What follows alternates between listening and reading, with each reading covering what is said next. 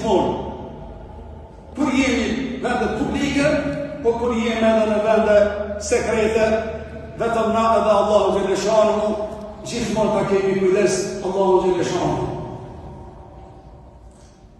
Kjo sura madhështore ka ardhur për me eduku brendin ton, gjuhën ton, me pejgamberin ton, alayhi salatu wassalam.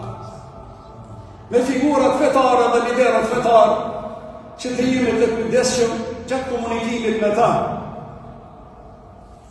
Sepse disa prej shokëve të pejgamberit ton, alayhi salatu wassalam, sa po e kanë pranuar Islamin, i kanë mënyra e komunikimit me të dërguarin Allahut nuk ka qenë në nivel. Kur kanë pasur një problem social, familjar, fetar, kanë shku dhe e kanë thirrë me emër, ja Muhammed, o Muhammed.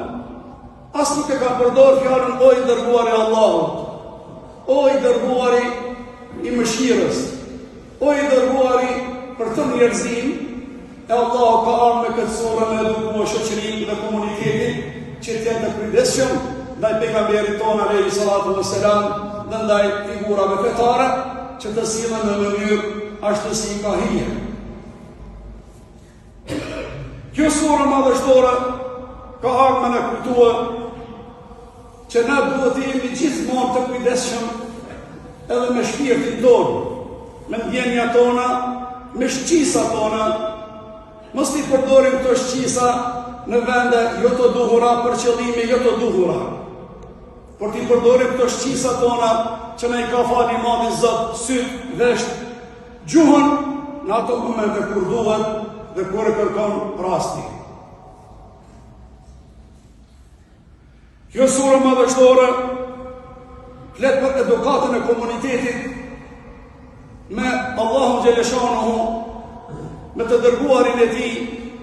Kjo surë madhështore na mëson që të verifikojmë lajmet para se ta kritikojmë dikant, të jemi të kujdesshëm dhe mos të gutemi në etiketimin e të tjerëve. Kjo surë madhështore na thret në paqe, në vllazëri, në unitet, në harmoni dhe lufton për qarjen dhe lufton ndarje.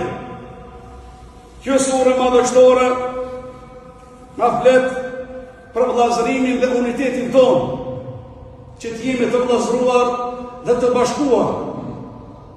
Dhe përçarjet dhe dilemat e imta, që janë të rangut të dytë apo të tretë, mos t'jenë shkaktare që të na thejnë neve zemrat tona dhe mos na prishin mes nesh.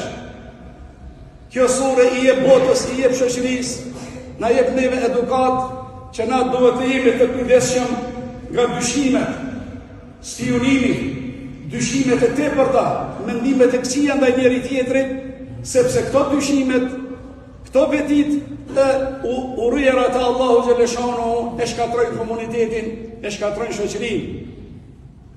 Kjo surë madhështore ka ardhur me na bo me dije se më i miri të Allahu Gjeleshanu, kriteri i cili e dallon prej nesh, është devotshmëria, zemërpastërtia dhe vepra e mirë, dhe se nuk është gjenia, as pozita, as pasuria, as gjë tjetër. Prandaj nëse dëshirojmë të garojmë se cili prej nesh është më i mirë te Allahu dhe më i ndershmi, më i çmuari, atëherë të kemi kujdes në zemrën tonë, të kemi kujdes me devotshmëri, a kemi arrit nivelin e devotshmërisë. Raca, pozita, pasuria, gjitha këto dhuntit e kësaj jete, këta nuk mirën parasysh kur vjen puna zemra e pastër dhe zemra e drejtë. Kjo surë madhështore, o vëllezër të ndershëm, duhet të shkruhet me shkronjë të arta në zyrat tona. Të kemi kujdes nga etiketimi, nga përbuzimi, nga nënçmimi të tjerëve, kolegëve, fëmijëve, komunitetit. Duhet të ruajmë dignitetin ton, nderin ton, vlerat tona morale, vlerat tona njerëzore, dhe asesi mos ta lejojmë askënd as veten që t'i marrim në përkëmb me etiketime, me përbuzime, me përgojime, me thashe theme, gjitha këto janë vetit dhe smundje të cilat e shkatrojnë një shoqëri dhe një komunitet.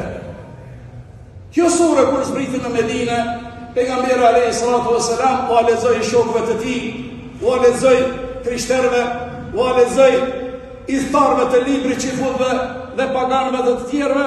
Ja, pra kjo është Islami.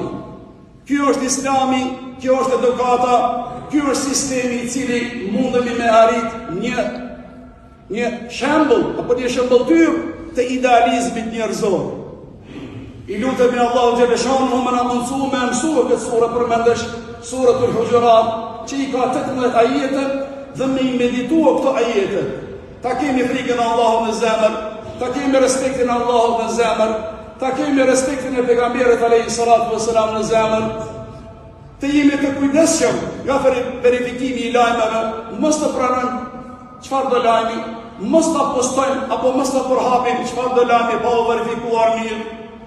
Ta rikujtojmë vëllezërinë tonë, dashurinë tonë, mos të marrim njëri tjetrin në përgojime, në thashëthëme, në përbuzje, e tallje.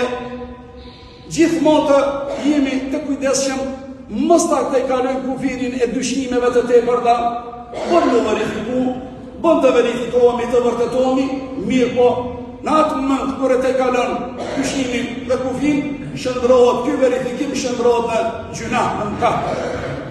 Ma i miri të Allahut prej nesh është inna akramakum inda Allah etqakum. Nëse dëshirojmë mirësinë të Allahut, kulminacionin e nderit dhe njerëzisë dhe burërisë, të jemi të devotshëm edhe me fjalë edhe me vepra. I lutemi Allahut më na ndihmuar edhe neve dhe juve. Walhamdulillahi rabbil alamin.